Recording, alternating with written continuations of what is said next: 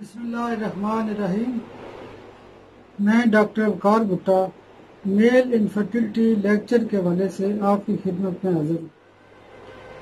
مردانہ بانجھ پن کے اندر میازم کے حوالے سے اس کی اہمیت بہت زیادہ ہے۔ آج کا جو ہمارا ٹاپک ہے وہ میازمیٹک تھیوری ہے، میازمیٹک ٹریٹمنٹ ہے۔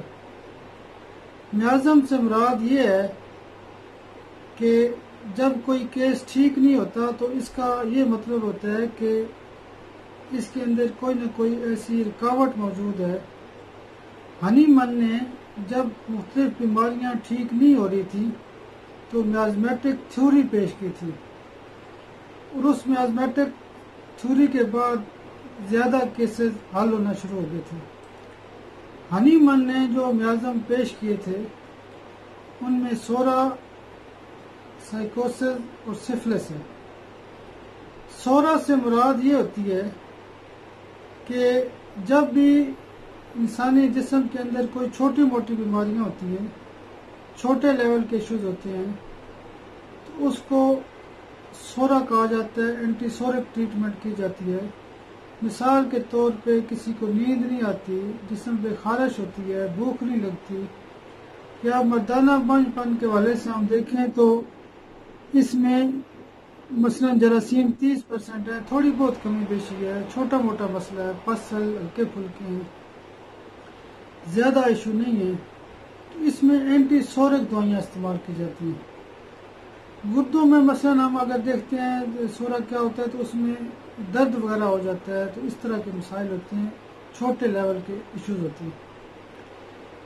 بے اولادی کے اندر جو اولیگوسپرمیا وغیرہ ہوتا ہے، یعنی چھوٹے لیول کے جو ایشو ہوتے ہیں، اس میں اینٹی سورک میڈیسن استعمال کی جاتی ہے، جیسے سلفر ہے، لائکو ہے، کلکیریا کارب ہے، سورائنم ہے، اور بہت ساری اینٹی سورک دوائیں ان کا استعمال کیا جاتا ہے۔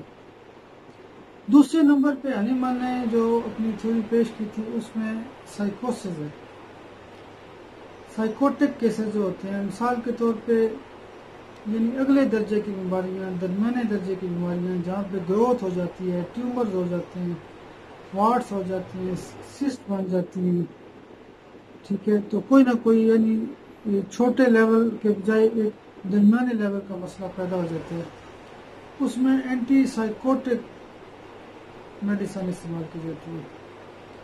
اینٹی سائیکوٹک کے حوالے سے میڈورینم تھوجا کا درجہ بہت زیادہ ہے۔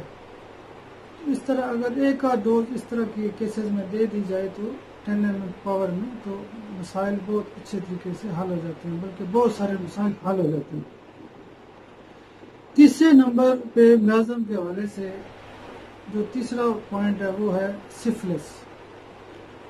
سفلس سے یہ مراد ہے کہ بیماری بہت گہرے لیول پہ ہے، بیماری کا آخری درجہ ہے۔ مثال کے طور پہ بے اولادی کے حوالے سے ہم دیکھتے ہیں کہ ایزوسپرمیا کے کیسز ہیں، یا اسپرم کاؤنٹ 1-2% ہے، ایکٹیو 1-2% ہے، بہت گہرے لیول پہ بیماری موجود ہے، تو ایسے کیسز کو اینٹی سفلیٹک میڈیسن دے کے علاج کیا جاتا ہے۔ مثال کے طور پہ آپ سفلینیم کی ایک آدھ ڈوز دے دیں 10 ml، تو آپ کے یعنی سفلس کے کیسز حل ہونا شروع ہو جاتے ہیں۔ بلکہ یہ ایک بہت بڑی دوائی ہے، مردانہ اور زنانہ بانجھ پن کے حوالے سے دونوں میں استعمال کی جاتی ہے۔ باقی اینٹی سفلیٹک میڈیسن کی لسٹ موجود ہے، آپ اس کی مزید تفصیل سے دیکھ سکتے ہیں۔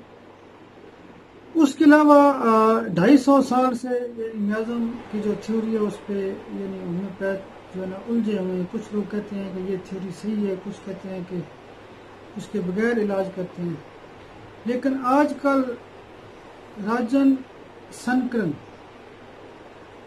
سنکرن نے جو اپنی میازمیٹک تھیوری پیش کی ہے اس میں ٹوٹل 10 میازم ہے۔ دیکھیے جدت تو ہومیوپیتھی میں آتی رہے گی نا، آہستہ آہستہ آ رہی ہے، اسی طرح راجن سنکارن نے مزید جو ہے نا 10 قسم کے میازم پیش کیے۔ ان میں یعنی مثال کے طور پہ جیسے ہم کہتے ہیں ایکیوٹ میازم ہے، ٹائیفائڈ میازم ہے، ملیریا کا میازم ہے، رنگ وارم ہے، اور اس طرح کر کے کینسر میازم ہے، ٹی بی کا میازم ہے. اس طرح کے یعنی ٹوٹل 10 میازم ہیں. آپ مزید تفصیل سے اس کو دیکھ سکتے ہیں.